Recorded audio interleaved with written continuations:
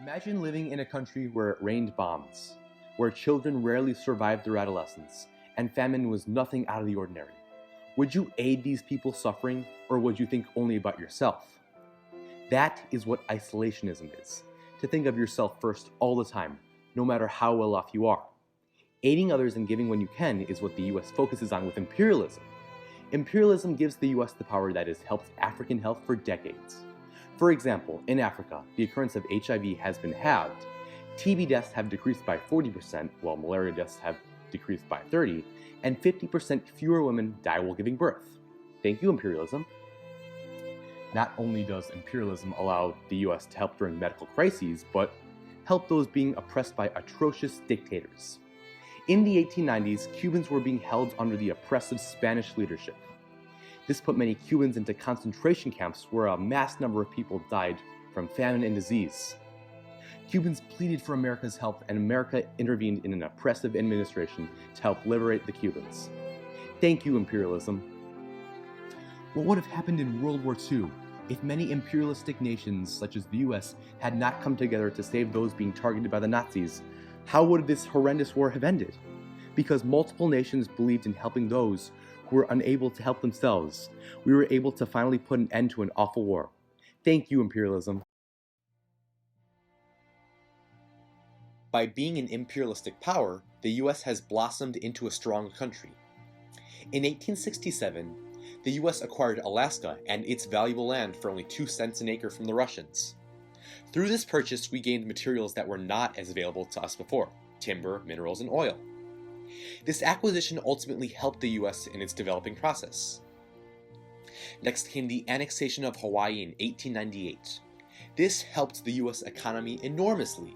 Hawaii was a major sugar producer, which gave the US a new valuable products. We gained control of all ports, buildings, harbors, military equipment, and public land. This helped with having a military presence in the Pacific, and having easily accessible trade location for Eastern Asian traders. Without this acquisition, we would have been unable to trade with many other countries that today manufacture a lot of our goods. A lone, isolated, suffering economy, vulnerability to attacks, living in constant fear? Is that the way you want to live? Remember that our nation has once tried being isolated from the rest of the world, and it was a miserable fail. Our economy suffered and proved that our precious America cannot prosper without connections around the world. Jefferson's Embargo Act of 1807 was a law that prohibited all American ships from trading in foreign ports. This was an attempt to hurt Britain and France's economy, but instead it backfired. Instead, the US's economy suffered greatly, ultimately demonstrating that isolating America from the world caused problems more than anything else. Now introducing Mr. Chris Michener. He will be giving us a few words about their thoughts on imperialism. Hi, my name is Chris Michener. I'm an author and the professor of economics at the Levy School of Business at Santa Clara University. Imperialism has benefited our economy through trade, a crucial part of this country. For example, the high age of imperialism from 1870 to 1913 helped shed light on how political relationships can really benefit us all through trade. Around this time, we gained political, social, and economic presence, which helped our nation develop. Trading with the world has helped in developed countries and their economies. What would the US be if we hadn't been imperialistic? How would our nation have developed to the beautiful, strong country it is today?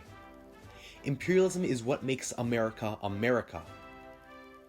Support the United States in continuing as an imperialist power to not only help the United States prosper, but other nations, ultimately, to share the wealth with the world for the greater good of all.